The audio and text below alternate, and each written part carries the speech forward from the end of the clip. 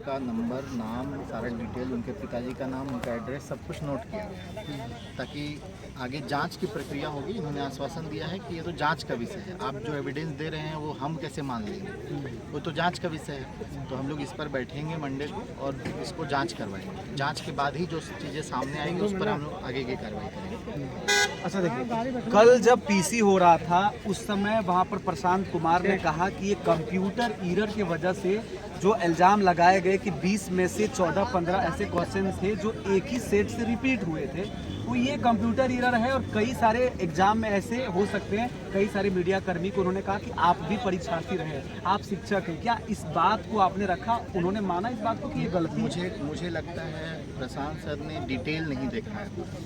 वो उनको अपनी प्रक्रिया पे विश्वास है, वो जो चीज़ें SOP लेके गए हैं उस पर विश्वास है, लेकिन जब वो हमारे एविडेंस देखेंगे जो हम डिटेल दिए हैं कि संजोग हो सकता है कि कोई 10 क्वेश्चन का संजोग हो सकता है, 5 क्वेश्चन का संयोग हो सकता है, लेकिन रीजनिंग का प्रश्न 22 तारीख का 20 में से 16 प्रश्न एक जगह से उठाना, मैथ्स का प्रश्न जो है एक सेट से ही 16 प्रश्न उठाना, कंप्यूटर का प्रश्न वो भी एक जगह से उठाना कई प्रश्न, ठीक है। 21 तारीख में भी रीजनिंग कॉपी पेस्ट करना, इतना सारा संयोग नहीं हो सकता है, हर कोई जानता है इस चीज़। तो मुझे उम्मीद है सर से कि ये पूरी चीज़ों को वो एक बार अध्ययन करेंगे, उसके बाद वो फैसला करेंगे कि ऐसा नहीं होता है, ऐसा संयोग नहीं हो सकता है, ये साजिश ही है। दूसरी तरफ एक बात है कि एक पॉलिटिकल सवाल है ये कि कहीं ना कहीं सोशल मीडिया में आपने देखा कि सोशल हैंडल्स में कई सारे ऐसे पॉलिटिकल लीडर ने लिखा कि शिक्षक इसकी अगुवाई कर रहे हैं और शिक्षक की अगुवाई करने से ये इफेक्ट हो रहा है कि आरोप लगाया जा रहा है कि कहीं ना कहीं वो किसी सरकार के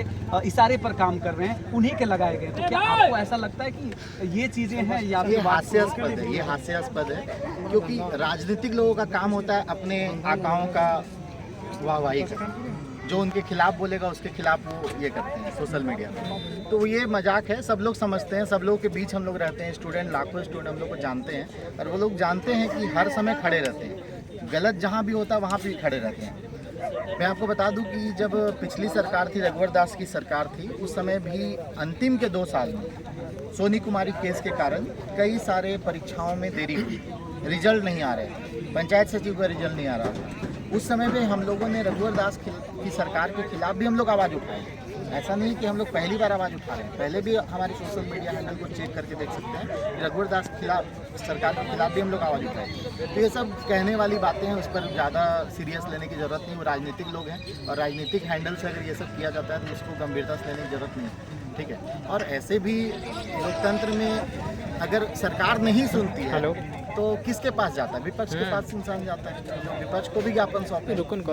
विपक्ष भी तो लोकतोकतंत्र का एक अंग है ना, तो हम लोग विपक्ष को भी साथ में लिए हैं। अगर हेमंत सोरेन विपक्ष में रहते तो उनके पास भी हम लोग जाते हैं, ये नॉर्मल सी बात है, हर कोई समझता है। अच्छा, आगे आप लोगों ने कहा कि हम लोग कोर्ट भी जाएंगे, उसको लेकर के क्या अभी निर्णय हुआ है? कोर्ट का निर्णय पहले से फाइनल हम लोग कर चुके हैं, क्योंकि हम लोग का JSSC पे भरोसा इतने दिन की प्रक्रिया में बहुत उठ चुका है, ठीक है। अगर ये लाख बार भी बोल देंगे तब भी हम लोग भरोसा नहीं करते हैं। तो कोर्ट की जो प्रक्रिया है वो तो होगी ही, और उसके लिए हम लोगों ने कल ही वकील से बात कर ली है और हम लोग सुबह से ही उसमें लगेंगे, कोर्ट केस भी फाइल करेंगे। अगर JSSC की तरफ से कोई कार्रवाई नहीं की जाती है तो हमारा अंतिम रास्ता तो कोर्ट ही है ना, कोर्ट में तो न्याय मिलेगा ही। इसलिए हम लोग हाई कोर्ट जाएंगे और हाई कोर्ट में हम लोग केस फाइल करेंगे, सारे एविडेंस वहाँ पे देंगे, और अगर यहाँ से नीपापोती की भी जाती है, कोर्ट तो नीपापोती नहीं करेगी, कोर्ट न्याय देगी। सर, पढ़ाने के साथ साथ आपको आज हमने देखा कि आप सुबह से, क्योंकि इस प्रक्रिया में स्टूडेंट काफ़ी जगह जगह से आए होंगे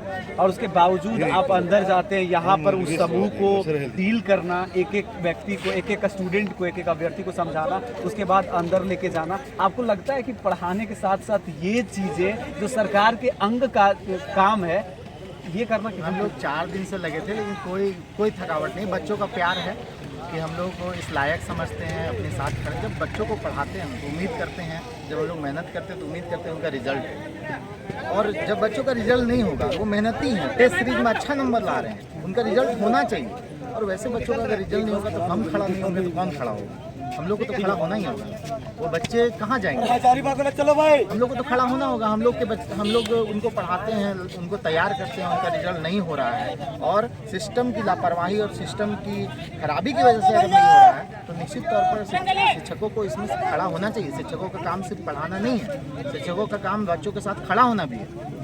चलिए अब हम अरुण अग्रवाल सर से कुछ बातें जानने की कोशिश करेंगे।